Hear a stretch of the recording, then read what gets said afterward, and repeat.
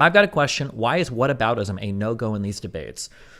Okay, whataboutism isn't necessarily wrong or bad. In fact, a lot of people think in whataboutisms, and it's not even necessarily a bad thing to do. For instance, you could argue that when I complained about stuff in my last relationship, a lot of that was whataboutism, right? Well, why are you allowed to do that? What about me? Why can't I do that, right? You could argue that's a what? Well, no, that is a whataboutism. The thing is that when you do a whataboutism, you've forfeited arguing the actual topic itself, and now you're asking why it doesn't apply the same in other areas. So here's the issue that I have with whataboutism. Let's say I want to argue Trump committed treason. And then there's two paths you can take from here. I can go, Trump committed treason. And they'll either say, no, he didn't. And then we have that argument. Or they'll go, well, what about Obama? Now, if you want to say, what about Obama? That's fine. But when you say that, it feels like you're conceding that Trump did indeed commit treason. But now you're going to make the argument that other people do too. If you want to be more sophisticated, you can say, well, I'm making the argument that your definition of treason is sufficiently wide such that it casts a net that are going to encompass your political figures as well. So you're going to change your opinion on it, right? Them talking to me. But more often than not, it just seems to be the case that, there's like some appeal to hypocrisy basically at the end of the day. But it's not actually arguing against the thing itself, which is what drives me crazy. But the annoying thing, and I notice this in my personal life and in political debates, is that when people do a whataboutism, they actually do both things that are not okay. They'll do this. They'll say, okay, John murdered Jane. Okay, say John murdered Jane. I don't like that. And you go, oh, really? Well, what about, if you don't like that, well, what about when Sam murdered Sarah? And it's like, okay, well, that's not even related. Not only will they try to argue that Sam murdered Sarah and that's wrong, they'll also go back and they'll say, and also John didn't murder Jane. So they'll do a whataboutism, but they're not even actually conceding the original topic. They're just pointing to something different. And then they don't even actually concede the original topic. And I was like, wait, what the fuck is happening? So for instance, yesterday, Trump committed a crime by doing these things. Well, what about when Obama did it? And they had to build the NARA facility that had already been existing for 50 years. It's like, okay, what? And then it'd be like, oh, and also Trump didn't even commit a crime. Well, wait. If Trump didn't even commit a crime, then why are we doing the whataboutism? Why not just argue the facts of the Trump thing and then we'll move on to the next thing next, right? Jesus. Oh my God, it's so frustrating. I think part of it is that you're more concise than a lot of people and it takes them longer to get it out, / qualify, which sounds Weasley Destiny. Yesterday, dude, it was big dumb. This is going to be like there's like a bunch of random shit that I have to sort through personally in my brain. I write things down that I need to spend some time just like reflecting on, and then I incorporate this into my content. I've made a few big shifts away from how my mental, I guess, model of people's minds. I used to start with this idea that basically a lot of people are just kind of dumb.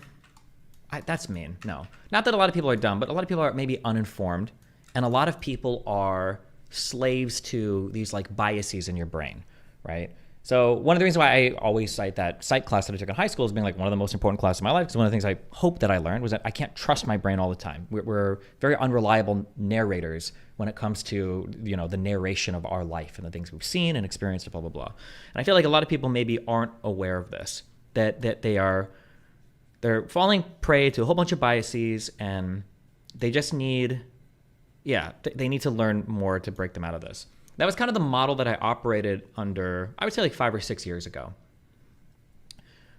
One of the first big changes that I had in thought relating to people's, I guess, capabilities was platforming, right? Obviously, people knew me as the debate bro early on, and I was a big proponent of, I think you should be able to platform almost anybody. You debate people, do that, blah, blah, blah, blah, blah, right? I think that's good. We trust people a little bit to be able to hear debates and do things.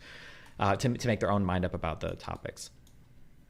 And then I slowly changed my mind also on the censorship stuff, where I'm like, I understand why people want to censor COVID vaccine stuff. Maybe that's a good thing. And it's like, you know what? Maybe we shouldn't censor it. Maybe we should let this stuff, burn through society and let people debate it and blah, blah, blah, And then I changed my mind on, I think one of the big things that made me change my mind on how I evaluate other people's minds are the betting thing. That when I started doing the betting thing with some people, my go-to, what I thought was going to happen was, as soon as I bet you on something, you're going to immediately, shirk and I don't want to do this, you and blah, blah, blah, blah, blah. But what actually happened was I saw people actually critically state a lot more information relating to that particular topic, to where like, for instance, I might say like, oh, you're so confident about this. Well, I bet you $1,000 that it won't happen. And then all of a sudden they start saying like, well, okay, well, maybe it won't. But all of a sudden they become like very reasonable. It's like, okay, wait, you had this information the whole time.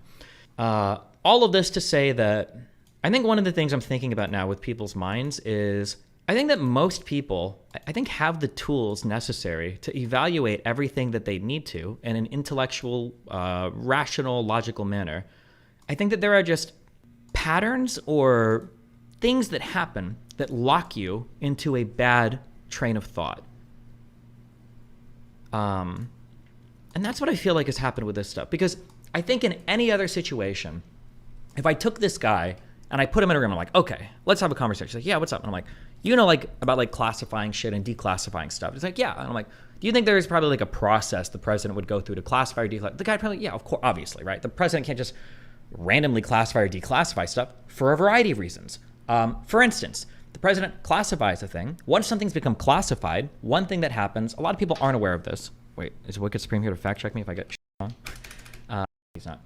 One thing people aren't aware of is when you classify stuff, you have to go through a whole bunch of other documents to see if that stuff needs to be classified as well.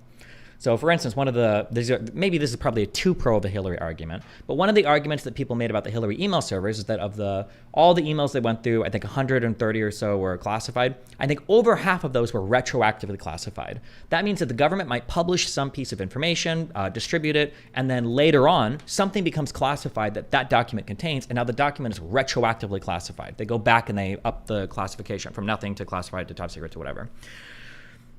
So obviously, like the process for classification probably needs to run through some kind of channel, right? But that's like understandable, right? And same thing with declassification. If we declassify something, probably need to run it through some sort of channel, right? For instance, what if the president declassifies something and then somebody else takes that exact piece of information out of another SCIF, a secured area? Should that person be, in trouble? Well, it's declassified. The president already declassified it, but he needs to make people aware that it's classified, right? This is something that I think every reasonable human being will be like, yeah, of course, obviously, right? Classification and declassification should probably run through, some sort of office to make sure that we're doing this in a consistent way. I think that when it comes to Trump, I don't think that people suddenly become stupid. I don't think they are stupid. I think human brains are insane. To my understanding, the human brain is still the most complex and complicated thing that exists in the universe that humans are aware of. It's my understanding up to this point even. Human brains are incredibly sophisticated, incredibly complex. I don't think that conservatives are stupid. I don't think any person is stupid. I think that what happens is you run into these traps that will override your otherwise reasonable brain and just make you defend just the most ridiculous arguments. But you're not defending them on the merits. You're defending them on some deeper emotional tide of things that people just aren't aware of. And I think this year, I need to try to find a way to get under that process. That's like the running mind model that I'm working with right now, I think.